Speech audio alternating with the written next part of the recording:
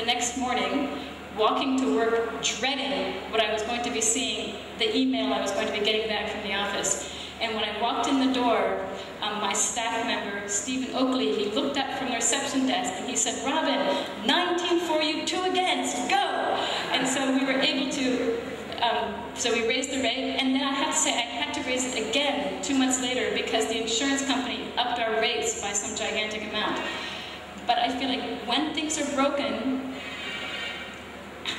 it's like a bad marriage or something, you know, you have to solve it. You can't just keep going. We made a lot of errors with technology too early on. We had many iterations until we got to the right place.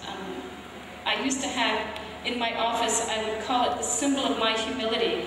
There was this big lollipop plastic device that was supposed to be an in-vehicle, that we were going to have this thing you would put into the car, and that you would put in a PIN number and you'd be able to extend reservations, or say that the car was broken, there was going to be this direct connection, to put you back into the spring of 2000. In 2000 in Boston, 25% of the people owned cell phones, and only 50% of the people had online connectivity, and that was mostly at work. So we were doing a company where people were only connected part of the time and no one had a cell phone. And so if anything went wrong, they'd have to go take the car and go find a phone booth. So we were going to have this in-vehicle device.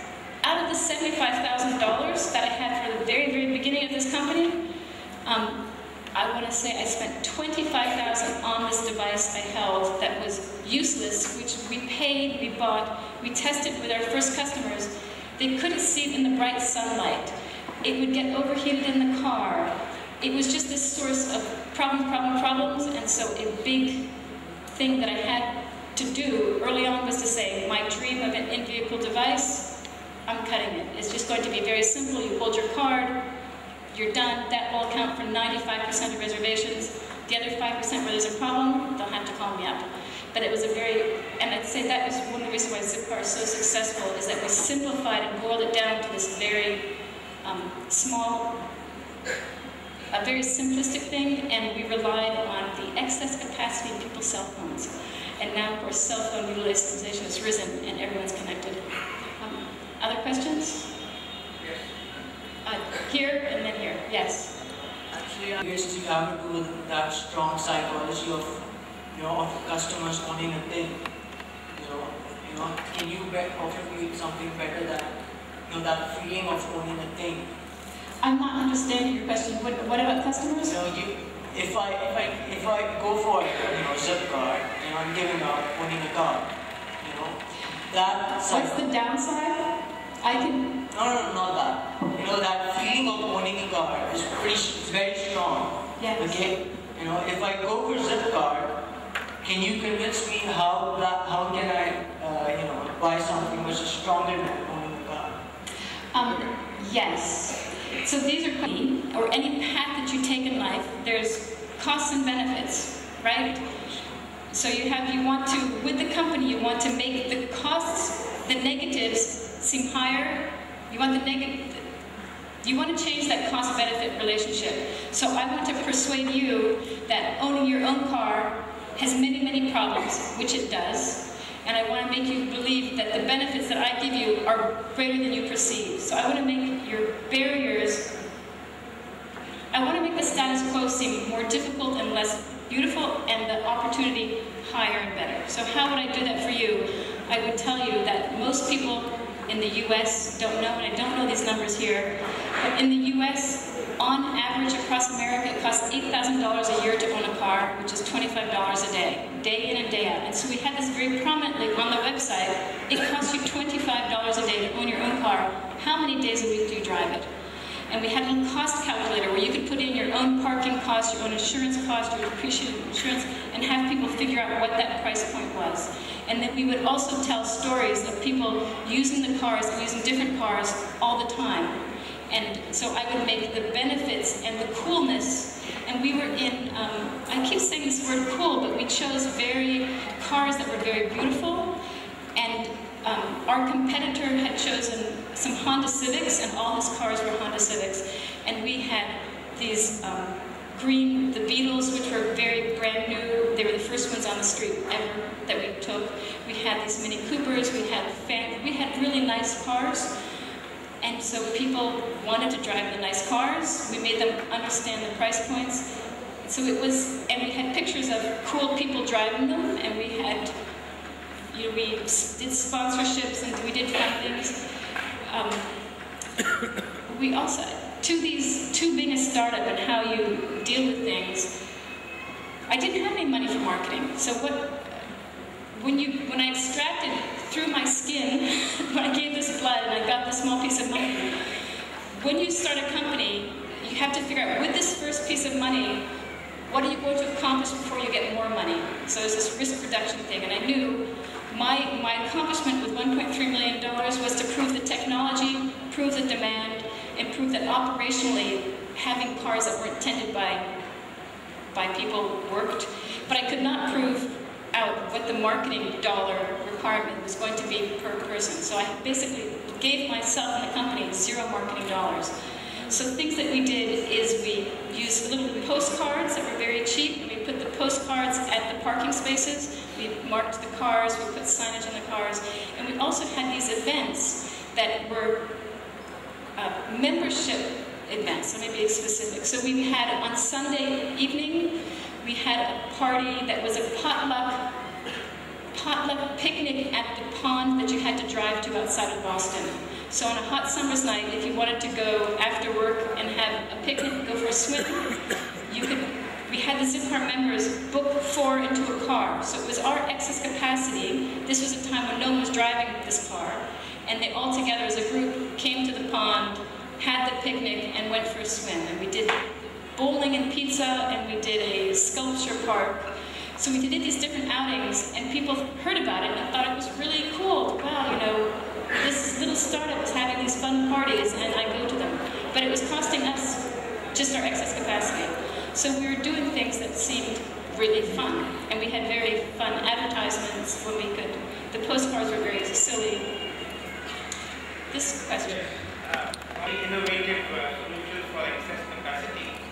There is one big problem for countries who have more imports than exports. The containers, they just go empty.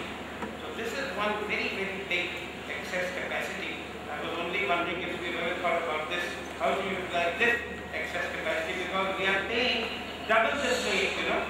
We are paying the freight for the import, and then we are paying it for the empty containers we send. So there is just I want to twist your question around. I don't know the answer to that, but the containers are for me one of those examples of platforms for participation that are so brilliant. When they made the container, now it made people using container shipping so much more easy, and that you could actually have container shipping instead of, which was before you couldn't have consolidators, so you had consolidators. But I don't know. I'll start thinking about it. I don't know the answer to that. I think this is an opportunity. So start telling people. Because you see so many containers and they just go empty. I have to tell you another story of excess capacity. Once you start thinking about excess capacity, you will see it everywhere in your environment. I was driving my 16-year-old to go on a camping trip with her friends, and the friends were already camping. And for some reason, I can't tell you why, it was 11 o'clock at night when we were delivering our daughter to this place, and it's out in a place called the White Mountains, so it's a national park, so it's untouched and natural. And so the road is winding like this. It's 11 p.m. at night, pitch dark, and I'm thinking, how are we going to find them? We're going to get lost in this road. And as we're driving with our headlights, and it's a very steep and winding road, the National Park Service has put reflective signs with reflective tape along the park, and I was thinking, it's excess capacity. It's my headlights they didn't have to electrify the national forest. They just used these signs. And so once you start thinking about it, and conversely, so they didn't have to electrify. They didn't have to bring electricity to the park. They could rely on me having already had my headlights. So think about the excess capacity of containers. I don't know, but I think it'll come to you. Yes? Another reason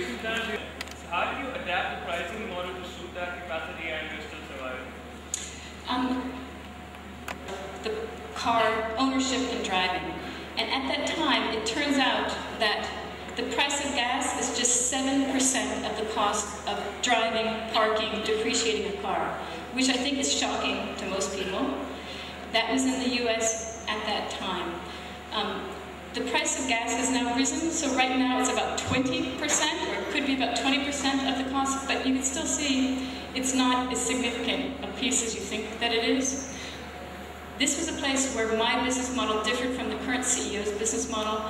I had the cars by the hour plus a per mile fee. And so that was to accommodate that, because I knew that I could tell my customers, I'm raising the price of the per mile fee because of the mileage, because of the cost of gas, and they would accept that as a fraction. He simplified it into just a per hourly fee, no matter how many miles you drove. That caused some bad behaviors in people who then started to drive huge amounts with the cars. So there were quite other rules. But when we had this gas price hike a year and a half ago, he did have to raise his prices. And I want to say there was pluses and minuses. I want to say I'm no longer affiliated with the company. I was on the board for more years, and now I'm not on the board, and I'm not part of the company. So I'm just saying things from outside observation. When he raised the prices, people, they understood it, and they also didn't like it. But when the price went back down, the gas price went back down, he didn't change the price back down, and I heard from many people that they were really angry. But from his perspective, you know, he had managed to get the price up, and he didn't bring it back down. So it can cut either way. Yes? Hi, Robin. A lot of technological perspective, because it seems to me that a lot of the technology you used was pretty native and probably involved a lot of prototyping. So if you could possibly talk us through that. So the question was, one of the things I think entrepreneurs need, and is one of my skills, is incredible perseverance. And so we did have